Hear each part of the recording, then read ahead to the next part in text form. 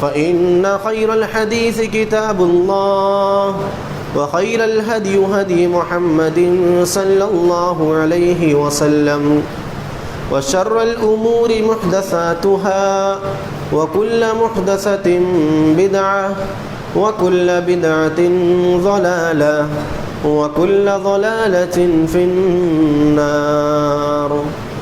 أعوذ بالله السميع العليم من الشيطان الرجيم. بسم الله الرحمن الرحيم. وقال الله تبارك وتعالى: إن الله لا يغفر أن يشرك به ويغفر ما دون ذلك لمن يشاء ومن يشرك بالله فقد ضل ضلالا بعيدا.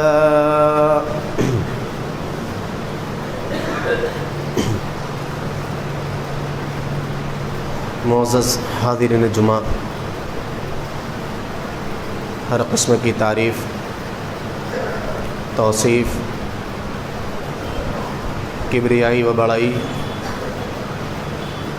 حمد و ثنا، عظمت و بزرگی، عبادت و بندگی وحدہ لا شریک اللہ رب العالمین کی ذات کے لیے لائق و سزاوار ہے، جس نے ہمیں اور آپ کو پیدا کیا، پیدا کرنے کے بعد صراط مستقیم کی طرف ہماری رہنمائی کے لیے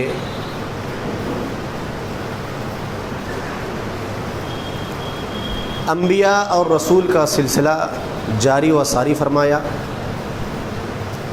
اور اس سلسلے کی سب سے آخری کڑی، سب سے آخری رہنما احمد مجتبیٰ محمد مصطفیٰ صلی اللہ علیہ وسلم کو اس کائنات کے اندر ہادی اور راشد بنا کر کے بھیجا۔ اللہم صلی علیہ، اللہم بارک علیہ۔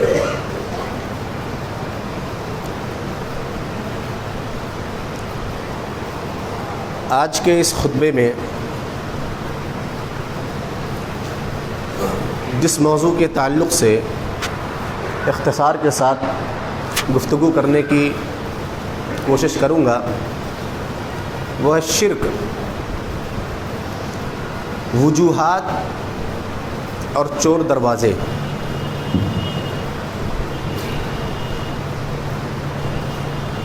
سننے میں تو بہت ہی خشک اور بہت ہی سادہ موضوع ہے،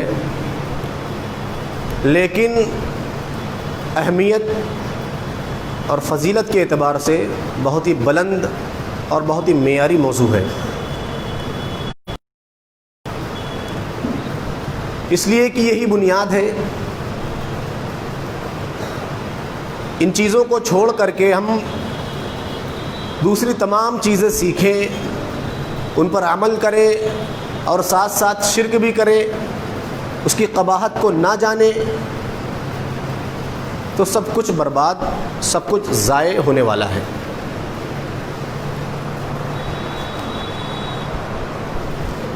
شرک کیا ہے؟ شرک کہتے ہیں غیر اللہ سے ایسا قلبی تعلق، دل کا جڑاؤ ایسا ہو غیر اللہ کے ساتھ، رب العالمین نے اپنے ساتھ رکھنے کے لیے کہا ہے۔ اللہ نے کیا کہا؟ اللہ رب العالمین نے فرمایا والذین آمنوا اشد حبا للہ، کہ اگر ایمان والے ہو تو سب سے زیادہ محبت، سب سے زیادہ پیار کی ذات سے ہونا چاہیے۔ یہی محبت اور یہی پیار، یہی لگاؤ اگر اللہ رب العالمین کے علاوہ کسی اور کے لیے ہو جائے، یہی شرک ہے۔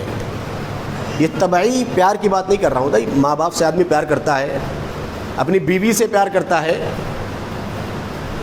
ہر پیار کا معیار الگ ہے، لیکن ان تمام محبتوں میں سب سے اعلیٰ اشد کا لفظ استعمال کیا اللہ نے، اس میں تفضیل کا صیغہ، یعنی سب سے زیادہ.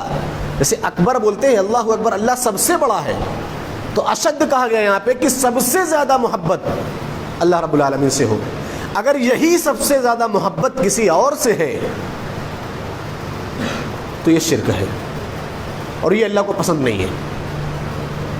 تو معلوم کیا ہوا؟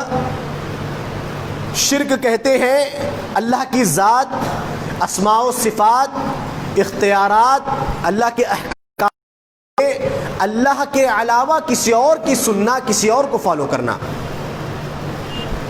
ان تمام چیزوں میں اللہ رب العالمین وحدہ لا شریک ہے، اس کا کوئی ثانی نہیں ہے، اس کا کوئی ہمسر نہیں ہے. اس میں اللہ رب العالمین کے ساتھ کسی کو کھڑا کر دینا، کسی کو جوڑ دینا، یہ شرک کہلاتا ہے. توحید کی اقسام آپ لوگ جانتے ہیں، علماء نے جو توحید کی 3 قسمیں بیان کی، توحید ربوبیت، توحید اسماء و صفات، توحید الوہیت. اسی طریقے سے شرک کی بھی 3 قسمیں ہیں.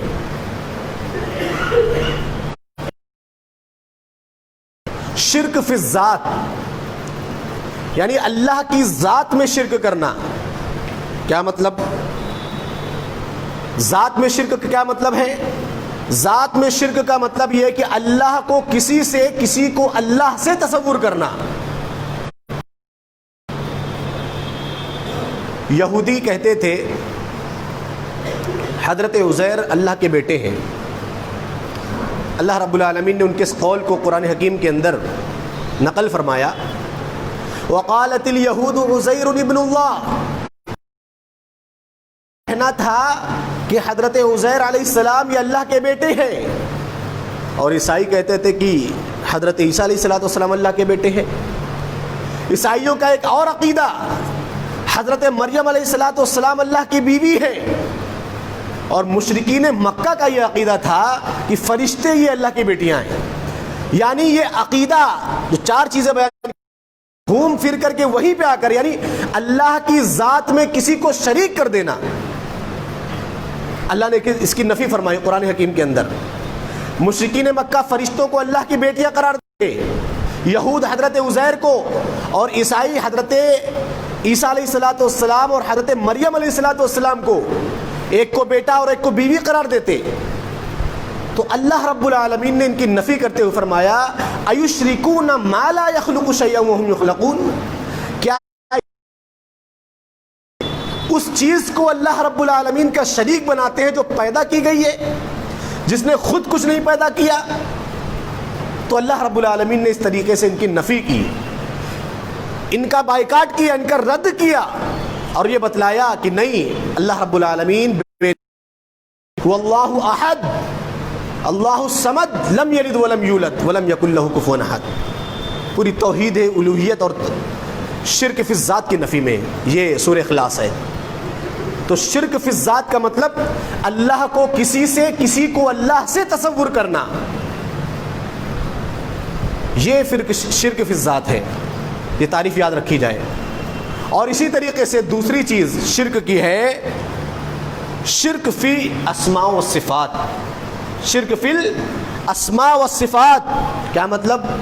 اللہ رب العالمین کو جو صفات ہیں، اللہ رب العالمین کو جو نام ہیں، ان کے اندر غیر اللہ کو شریک کر دینا. اس سلسلے میں ہمارے یہاں بڑی کوتاہی ہے. ہم بچوں کا نام رکھتے وقت یہ بھول جاتے ہیں، جو دل میں آیا. اب تو خیر زمانہ ایسا ہے، نیا زمانہ کہہ لیجئے، کہ آدمی کو بالکل نیا نام چاہیے، ایسا جو پورے محلے میں بلکہ پوری بستی میں کسی کا نہ ہو، معنی کچھ بھی ہو، سننے میں اچھا لگے اور ندرت ہو نام کے اندر،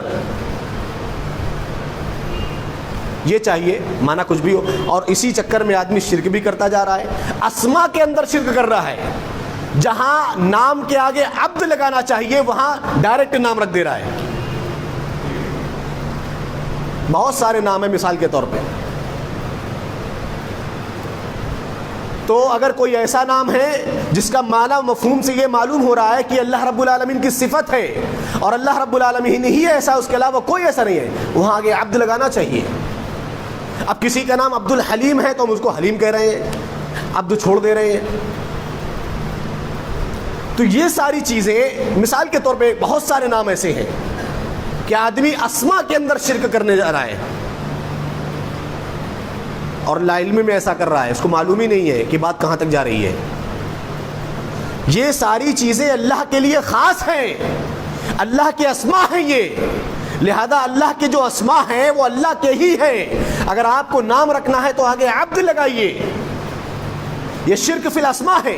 صفات کیا ہے؟ ہم بھی سنتے ہیں، دیکھتے ہیں، سمجھتے ہیں اور ہم بھی ارادہ کرتے ہیں، لیکن ہمارا یہ سارا عمل اللہ رب العالمین کی طرح نہیں ہے، نہ ہم اس کی طرح ہو سکتے ہیں۔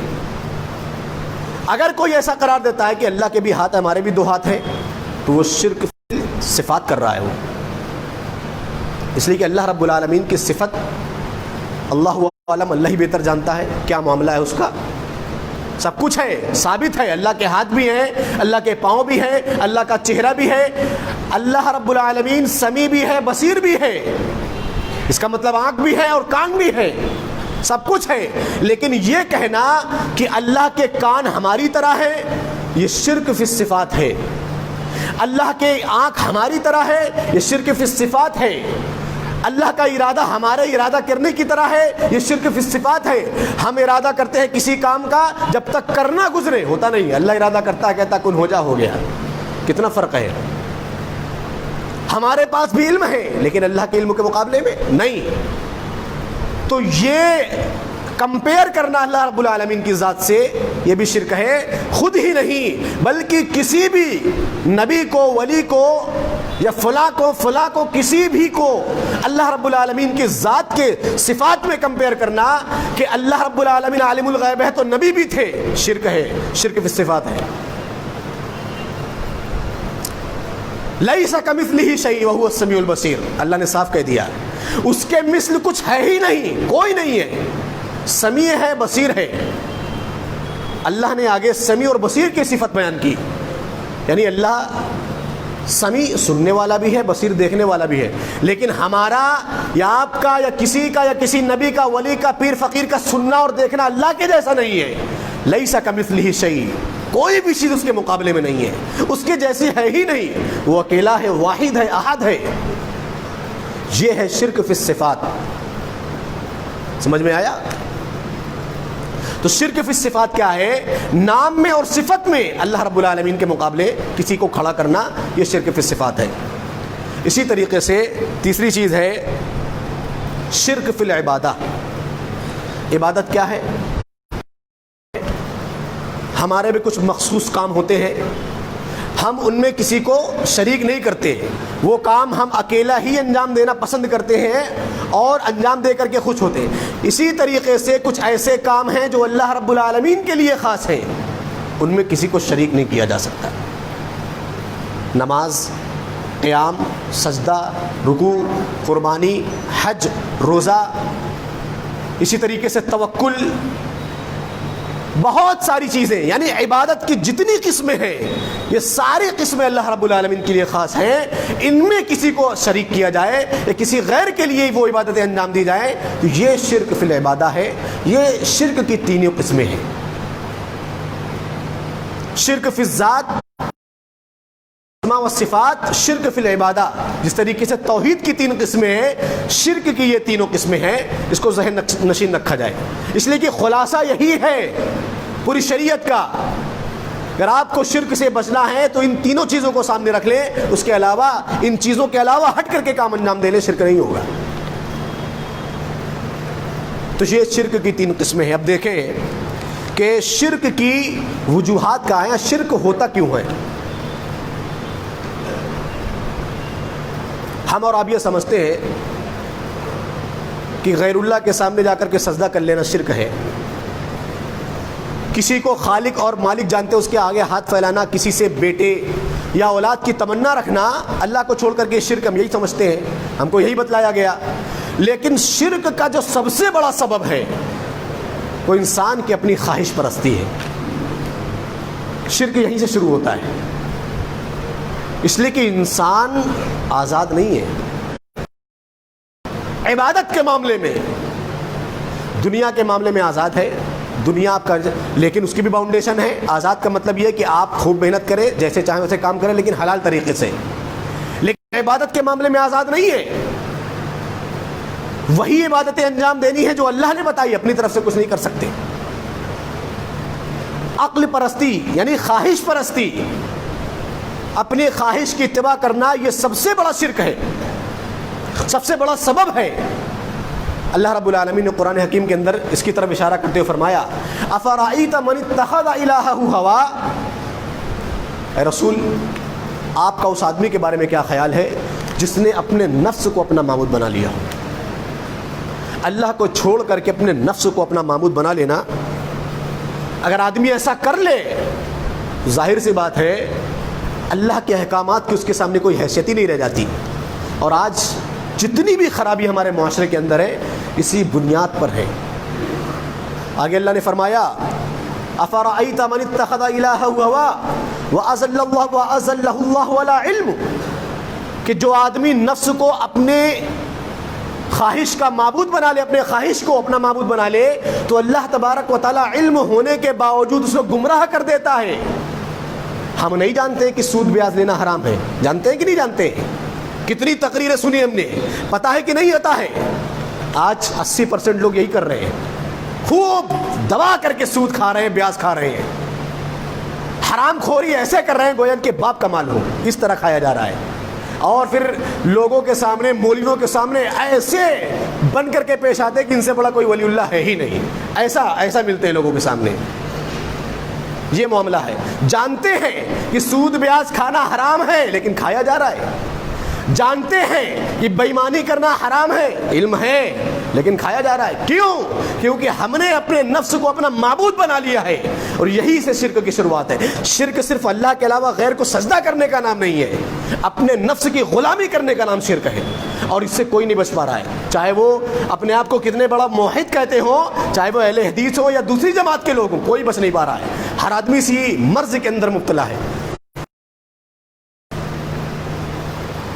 تو سب سے بڑا سبب شرک کا کیا ہے؟ اپنے نفس کو اپنی خواہش کا معبود بنا لینا، اپنی خواہشات کو اپنا معبود بنا لینا، یہ شرک کا سب سے بڑا سبب ہے۔ اسی طریقے سے آپ یہ دیکھیں شرک پیدا کیسے ہوا۔ ایک بہت بڑی وجہ یہ بھی ہے کہ ہم کو یہ معلوم نہیں شرک پیدا کیسے ہوا۔ ہم یہ سنتے ہیں کہ حضرت نوح علیہ السلام کے زمانے میں شرک ہوا، ان کے دور سے شرک ہوا، لیکن کیوں ہوا؟ کیا وہاں اللہ والے لوگ نہیں تھے؟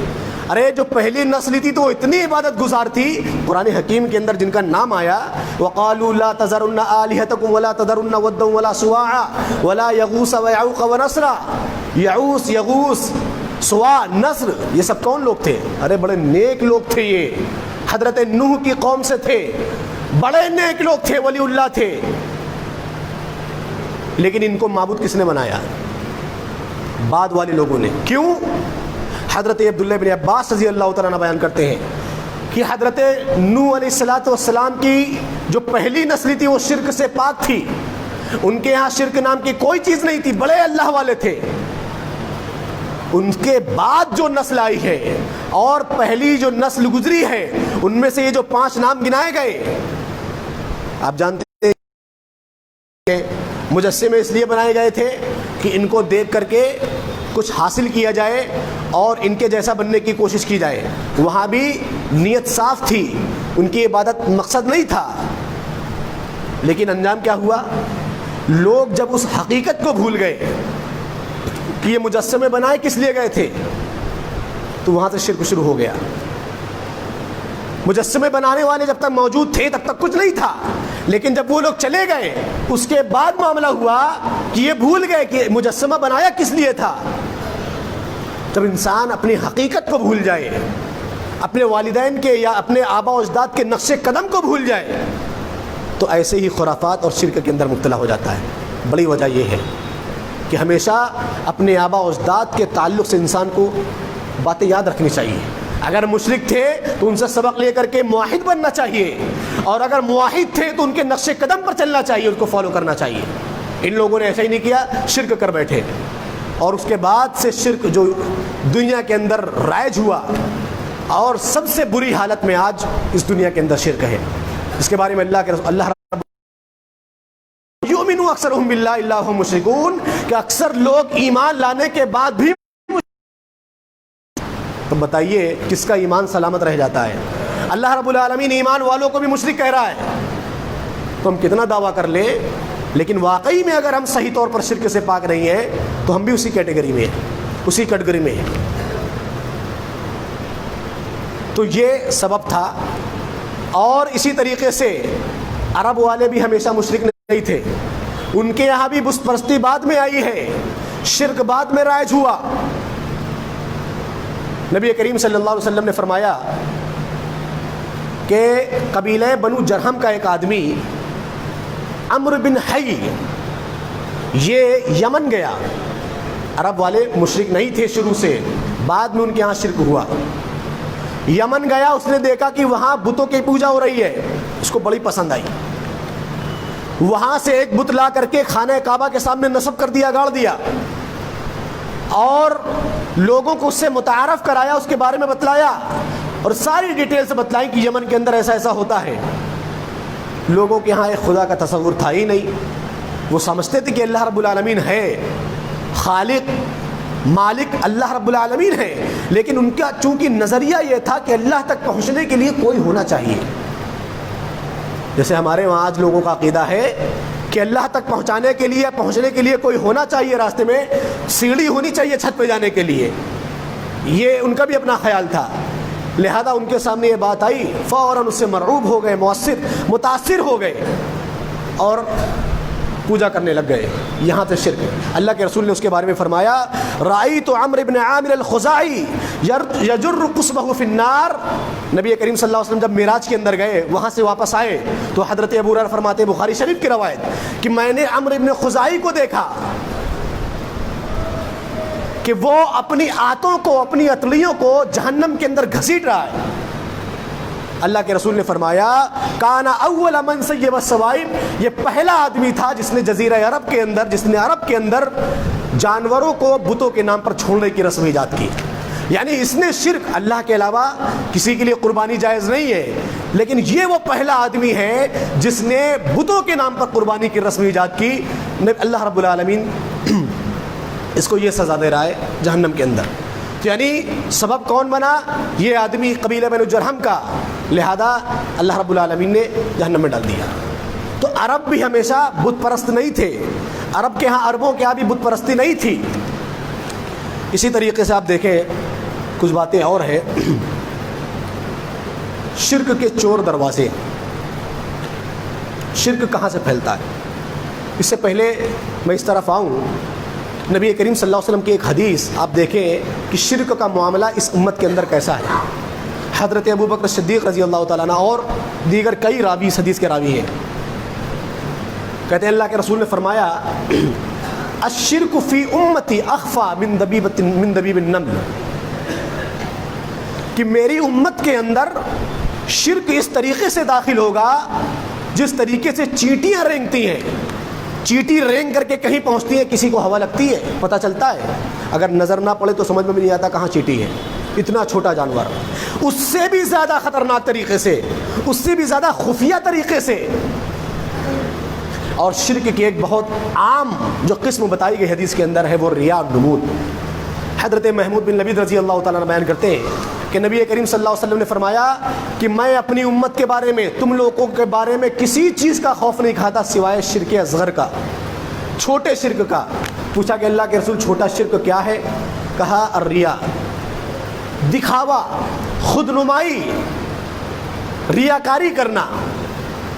ہر کم و بیش آدمی آج اس مرض کے اندر مبتلا ہے، چاہے وہ عبادت کے معاملے میں ہو یا اسی طریقے سے اطاعت کے معاملے میں ہو، معاملات کے معاملے میں ہو، ہر جگہ مقصد کچھ اور ہے، مقصد جو ہونا چاہیے وہ نہیں ہے، مقصد کچھ اور ہے۔ سزا بیان کرتے ہوئے کہ بروز قیامت اللہ رب العالمین جب ہر آدمی کو اس کے عمل کا بدلہ دے چکے گا تو ریاکار ایسے کھڑے ہوں گے.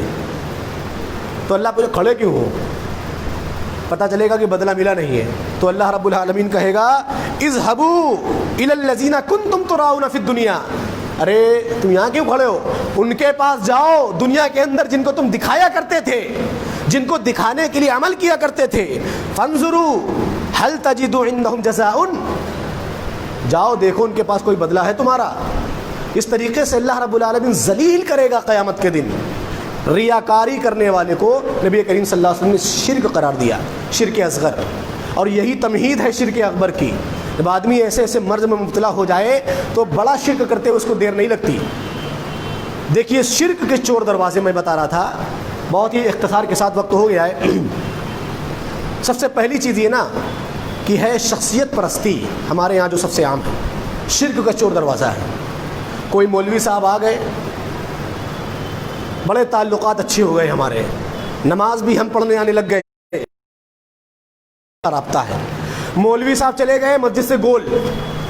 یہ شخصیت پرستی ہے. بھائی آپ کس لیے جڑے تھے؟ اللہ کے دین کے لیے جڑے تھے یا مولوی صاحب کے لیے جڑے تھے؟ اگر کوئی مولوی بھی ایسا کرتا ہے کہ لوگوں کو اس لیے جوڑتا ہے کہ لوگ مجھ سے جڑیں اور میری خوب چرچا ہو لوگوں میں، تو وہ بھی شخصیت پرستی کے مرض کے اندر مبتلا ہے. صرف یہ مولویوں کا حال نہیں، کوئی بھی معاملہ ہو، کتنا بڑا آدمی ہو، اگر اللہ کے دین سے ہٹ کر کے اپنی نفس کی پرستش کے لیے جوڑتا ہے لوگوں کو، تو وہ بھی شخصیت پرستی کے اندر مبتلا ہے. یہ بہت ہی زیادہ عام ہو رہی ہے آج ہمارے درمیان. اس سے بچنا چاہیے. یہ بہت بڑا فتنہ ہے اور یہ فتنہ ہر دور کے اندر رہا ہے، لیکن آج چاپلوسی کا دور ہے، اس لیے یہ فتنہ حد سے زیادہ بڑھ چکا ہے. ہر جگہ معاملہ یہی ہے. بچنا چاہیے. لوگوں سے جڑیے اللہ کے دین کے لیے، مسجد سے جڑیے اپنے ایمان کے لیے. مولوی تو ایک ذریعہ ہے، وہ رب نہیں ہے. اس کو خوش کر کے کچھ نہیں ملنے والا، یہ سمجھا جائے. لوگ سمجھتے نہیں ہیں، جہالت کی انتہا یہاں تک پہنچ چکی ہے کہ لوگ ایک چلا جائے تو دوسرے کو پسند نہیں کرتے ہیں. یہ معاملہ یہاں تک پہنچا ہے. تو اس کو سمجھنے کی ضرورت ہے. ارے کوئی بھی ہے اگر اللہ کے دین کی دعوت دیتا ہے، دین کا پیغام دیتا ہے، تو اس سے جڑنے کی کوشش کیجیے آپ. اس لیے کہ کوئی بھی مولوی اللہ میاں نہیں ہوتا ہے کہ وہ چلا گیا تو ہم نے مسجد چھوڑ دی، یا اسی طریقے سے ہم نے نماز پڑھنا چھوڑ دیا، دین کے کام چھوڑ دیے. تو شخصیت پرستی سب سے بڑا دروازہ ہے شرک کے چور دروازوں میں. یہاں سے شرک لوگوں کے اندر داخل ہوتا ہے. اس لیے کہ پھر آدمی کا عمل اللہ کے لیے نہیں رہ جاتا، لوگوں کے لیے رہ جاتا ہے، مولوی کے لیے رہ جاتا ہے اور دوسرے لوگوں کے لیے رہ جاتا ہے. تو یہ سب سے بڑا دروازہ ہے چور دروازوں میں. اسی طریقے سے دوسرا کہانت، علم نجوم وغیرہ. کسی کے پاس جانا مستقبل کا حال جاننے کے لیے اور بتا دیا کہ بھائی ہاں آپ کی قسمت میں ایسا لکھا ہے، ایسا ہونے والا ہے، اس پر یقین کر لینا، یہ بھی ایک چور دروازہ ہے. اللہ کے رسول نے اس کے بارے میں کیا فرمایا؟ بڑا خراب ہمارا جو ماحول ہے، اللہ رب العالمین کے اوپر صحیح معنوں میں عقیدہ اور ایمان رہ ہی نہیں گیا. اللہ نے صاف صاف قرآن میں کہا ما اصاب من مصیبت الا باذن اللہ، کہ جو بھی مصیبت، وما اصابکم من مصیبت الا باذن اللہ، جو بھی مصیبت تمہیں آتی ہے وہ اللہ رب العالمین کی اجازت کے بغیر نہیں آتی. اللہ کی مرضی ہو، اجازت ہو، ارادہ ہو تبھی پہنچتی ہے. لیکن لوگوں کا عقیدہ اور ایمان اس قدر کمزور ہے کہ ہر پتھر کو، اسی طریقے سے ہر ولی کو، ہر فقیر کو، ہر مزار کے اوپر جا کر کے ماتھا ٹیک رہے ہیں. ارے جو کرتے ہیں وہ کرتے ہیں، لیکن ہمارے معاشرے کے اندر بھی حال یہی ہے. پچھلے گزشتہ کئی جمعوں سے میں اسی کے اوپر تقریر کر رہا ہوں. گھوم پھر کر کے بات وہیں آتی ہے عقیدے کے اوپر. مقصد صرف یہ ہے کہ یہ جانو کہ صحیح معنوں میں حقیقت میں نفع اور نقصان کا مالک صرف اللہ رب العالمین ہے. یہ تعویذ، گنڈے، جاڑ، دھڑم، یہ دم پھونک سب چکر چھوڑو، اپنے ایمان کی حفاظت کرو. ارے آج 40 سال کے ہو، 20 سال بعد مر جاؤ گے. 20 سال بعد نہیں، اگر زندگی لکھی ہے 10 سال بعد مر جاؤ گے. اس کے بعد کیا ہوگا؟ کبھی سوچا ہے؟ کبھی سوچا ہے اس کے بعد کیا ہوگا؟ اللہ رب العالمین نے صاف کہا، اللہ کے رسول نے، من تعلق تمیمۃ فقد اشرک. لیکن ہم یہاں تعویذ ہاتھوں میں باندھے ہوئے ہیں، بچوں کے اوپر گلوں میں باندھے ہوئے ہیں، دادی نے باندھ دیا تھا، فلانے نے باندھ دیا تھا. ایک تو شادیاں کر کے لاتے ہو مشرکوں کو اور اس کے بعد پوری نسل خراب کرتے ہو، شرم آنی چاہیے۔ تو یہ سمجھنے اور غور کرنے کا مقام ہے۔ بہرحال تو یہ کسی کے پاس جانا اور اس سے قسمت کا حال معلوم کرنا، اللہ کے رسول نے فرمایا من اتی عرافا او کاہنا فصدقہ بما یقول، کہ جو آدمی کسی کاہن کے پاس جائے، کسی عراف کے پاس جائے، قسمت کا حال یا ستاروں سے قسمت کا حال بیان کرنے والے کے پاس جائے، فصدقہ، اس کی تصدیق کرے جو کچھ وہ کہے، تو اس نے کیا کیا؟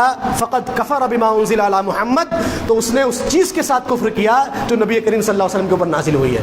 کیا نازل ہوا؟ قرآن نازل ہوا، حدیث نازل ہوئی، شریعت نازل ہوئی، اس نے شریعت کا انکار کر دیا۔